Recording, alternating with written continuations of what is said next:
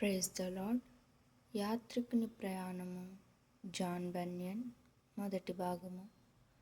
క్రైస్తవుడు ఆయన బోధ వాక్యముల నిమిత్తము తమ కృతజ్ఞత చూపి తాము ఇంకా నడవవలసిన మార్గములో తమ సహాయార్థముగా మరికొంత ప్రసంగము చేయవలెనని తమ కోరికను ఆయనకు తెలియజేసెను.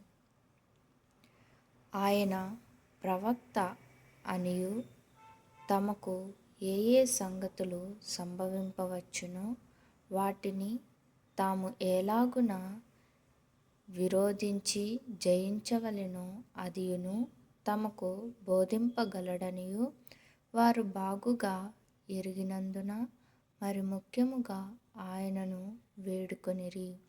విశ్వాసి కూడా ఆ కోరికను సమ్మతించెను. కాబట్టి సువార్తికుడు ఇట్లు ప్రసంగము చేసెను.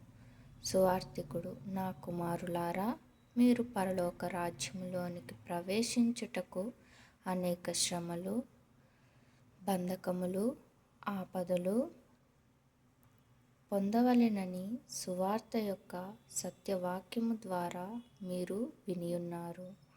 కాగా మీరు ఎలాగైనను ఆ బాధలను పొందక మీ యాత్రలో బహుకాల ప్రయాణము చేయ నిరీక్షించకూడదు.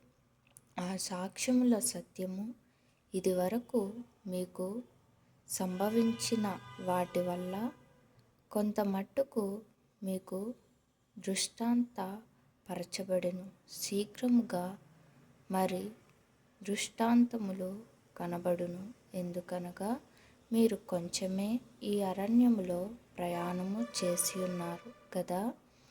కొంతకాలమైన తరువాత మీకు ముందర కనబడబో ఒక పట్టణమునకు త్వరగా చేరుదురు. ఆ పట్టణములో మీరు శత్రువుల చేత చాలా ఇబ్బంది పడుదురు. వారు మిమ్మును చంపుటకు కఠిన ప్రయత్నము చేయుదురు. మీరిద్దరైనను మీలో ఒకడైనను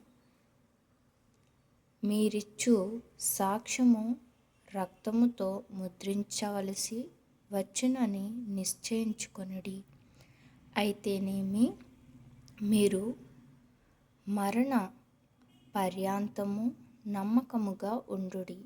అప్పుడు మన రాజు మీకు జీవ కిరీటమును దయచేయును. Thank you.